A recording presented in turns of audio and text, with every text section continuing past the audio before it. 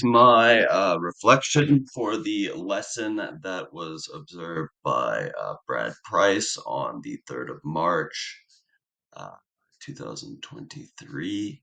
My name is Hendrik Kutsia. Uh, my essay is Kate Ropchan and Hamish Morrison. Yes, the class was Science 8, Block 3, with the start time of 12:18 and a duration of about 80 minutes. Um, so I thought this lesson went very well. The structure was a structure that I've been using for a lot of my lessons. It started with a brief rundown of the day's activities. So I told the kids what we would be doing that day. I then took a manual attendance where I called the kids' names and asked them a question. And then I proceeded to the lesson, which was slides uh, accompanied by me writing on the board, and the students were expected to take notes. And then after that, I introduced the lab, which was, oh, the subject of the lesson was photosynthesis, and the lab was the extraction of chlorophyll. Um, so I think this is probably the first time anybody's done the extraction of chlorophyll with a grade A class. I know that the first time I ever did it was in first year university. I actually came up with the idea that on Monday while I was giving a lesson, and then I mentioned photosynthesis, and then I mentioned chlorophyll, and I was like, hmm, maybe we should do that. So then I added it to my unit plan, and I think it was a good success. Anyways, back to the lesson. The lesson was on photosynthesis. And actually, let's start at the beginning. So, Brad and I spoke about kind of dedicating time in every class for to build personal relationships with the students. This is something I believe in. I think it's very important. I think students are much more engaged if they feel like I know a bit about them and they feel like they know a bit about me. This was my experience in high school. My teachers that I felt were interested in me personally and gave, told personal stories that were like somewhat linked to the curriculum were my favorite teachers. So I think I can definitely see the merit in this. A comment made by Mr. Price was that my question, my kind of the format or how I was doing it, was not ideal and kind of two-dimensional. I tend to agree. It was something I just started with. I do kind of just like the kind of doing the attendance the old-fashioned way. I know it's not the most efficient, but I do like it. I think it kind of sets the tone for the rest of the day. What was suggested to me is like instead of asking all the students one question, maybe and maybe this wouldn't be in front of the class, but every day giving one student 2 or 3 minutes to tell me a bit about themselves and what's going on in their life. So I think this week coming up, I'm going to experiment with something like that. Whether it's in front of the whole class or not, I don't know. But I think a daily check-in where I'm just like, what's up? What's going on in your life? Could be more in the right direction than like a specific targeted question. So definitely room for improvement there, and something I will be implementing and experimenting with next week. Okay, on to the lesson. So, it might have been better for Mr. Price to observe the last block, as I still had some concerns, as it was the first time I was doing the lesson about timing. So I wasn't sure how long the lab would take. I knew how long the lesson would take because I kind of know time per slide and what I'm going to say beforehand. So I knew the lesson was going to take 25 minutes, and then I gave myself kind of 15-10 minutes to introduce the lab, and then the lab itself, I was unsure. So the first time I taught it, I did feel I did kind of rush myself. I was a bit more rushed. In the second class, I took the full time, and there wasn't any time at the end, but I was able to take my time, which is always an advantage when you don't feel like you don't have to rush. And that just came from me not knowing how long it would take the kids to do the lab. So embedded in my slides are the think pair shares, which is which is quite central to my lesson styles. So grade eights, they can't sit there and be quiet and listen for long periods of time. So what I've done is I've embedded those slides where it's think, pair, share. I pose a difficult question. It's not something that they can look up in the textbook necessarily. It's kind of something you have to think about and synthesize information from previous lessons and maybe stuff they've heard, and then come up with a sort of hypothesis. So one criticism was that I'm not giving them enough time to think and come up with really good answers. I would agree with this. It was partially due to me trying to rush through to get to the lab so we could get started.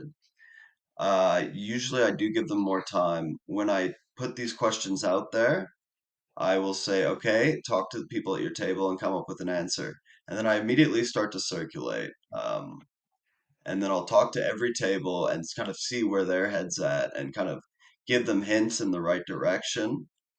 And then when I've done my full circuit, I'll come back to the front and bring all the eyes up. And then if someone had a good idea, well, first I'll ask if someone wants to share. Nobody wants to share with the entire class. If I heard some good conversations, I'll ask them to echo it for the entire class. And that's been working very well so far.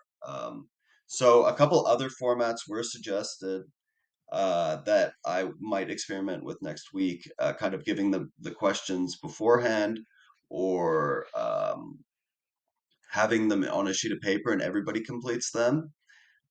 Those are interesting ideas. I think just to get engagement up is important with those. But those are kind of like hooks for the kids. It's just to get them thinking and wondering and asking questions about what we're going to learn. So I guess that's the theory behind that is if you give them a question that they can't quite answer and they come up with a hypothesis, they're more likely to listen to the lesson in order to get the answer to their hypothesis to see if it was right or wrong. So usually I have three for a 25-minute lesson, three of these thing pair shares. And I think I can pretty much double the amount of time I'm letting them think about it. It's always a balance. I think the kids will naturally go off task if I let them chat long enough. But with me circulating and things, they're usually on task and talking about the topic. So that's something I will be trying next week, trying to make those more effective, get more engagement. But so far they have been pretty engaging if they have enough time. If they don't have enough time, they don't really come up with anything naturally. So Brad and I discussed this, but my class is very small. It's both my classes are about 18 students.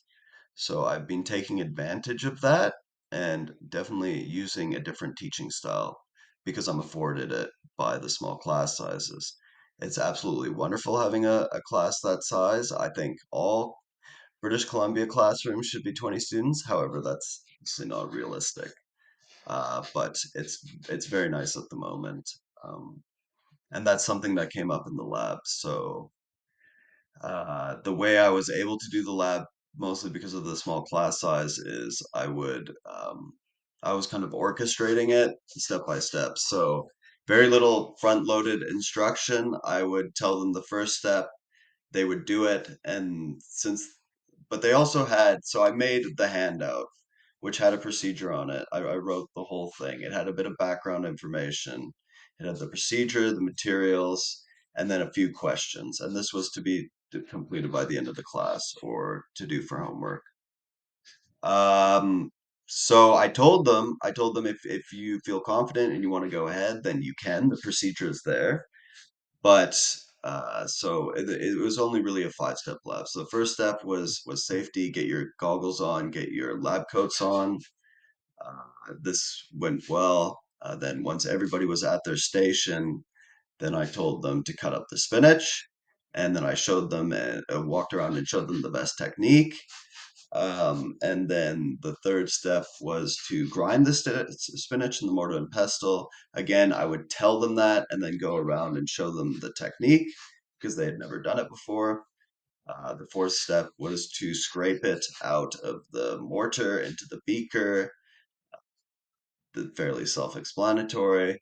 And then I think this was the big advantage because, they're young, they're 13, and we were working with chemicals, isopropyl alcohol, and even that name is problematic because they're gonna think alcohol, ethanol. Oh, wouldn't it be funny if I drank this or whatever? So that was definitely my concern going in, and I think that's why people don't normally do it with grade eights. Even though it's not a particularly dangerous chemical, even if they did ingest it, they would feel a bit drunk, but very, very sick, but it would not kill them. Um, So the benefit of the small class is I didn't have to do a big safety talk to the whole class.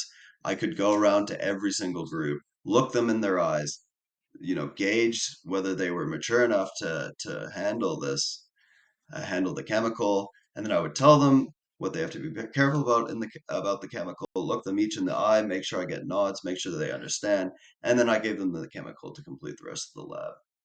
Um, and it worked very well. But again, with 30 students, it wouldn't be time practical. So I would have to explain everything at the front and front load it. And then they would have the procedure and go through the lab that way.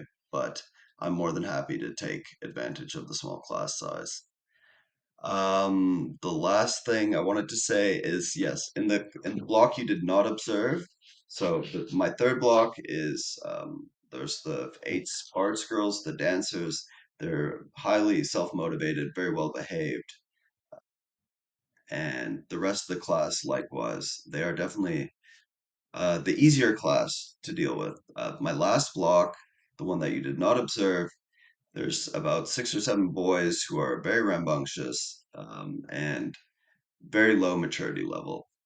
So I did in that class during the lesson, I had to give a few final warnings, and if they did not correct their behavior, I would send them out. I've already done this. There's a student that I've had to send out once before.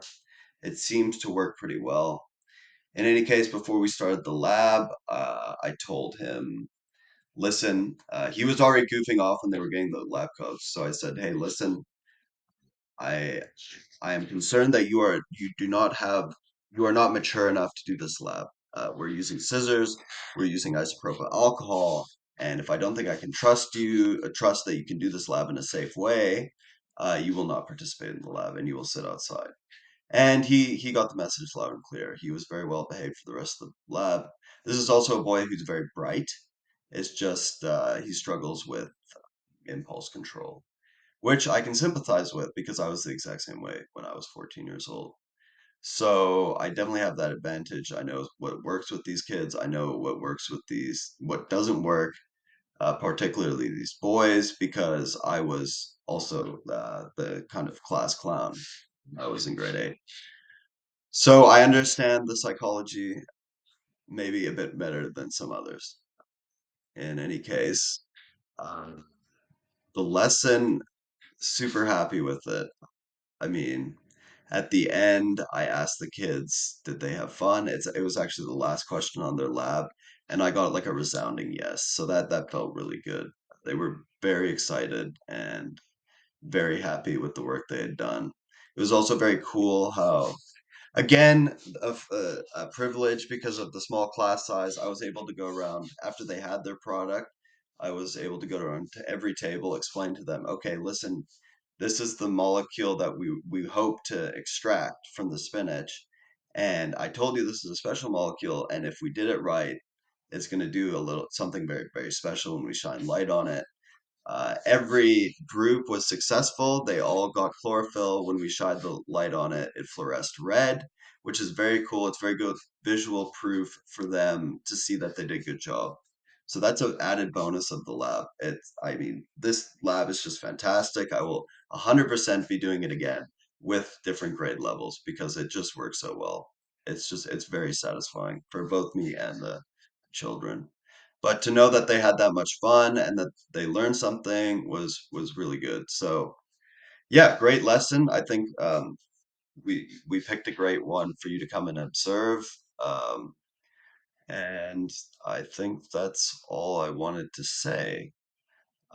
In terms of looking forward, very busy week next week, so we will be doing more labs. I'm doing a lot of labs with the kids while I still have the energy, also because I enjoy them. So yeah, until the next one, that's Hendrik Kutsia at McGee High School.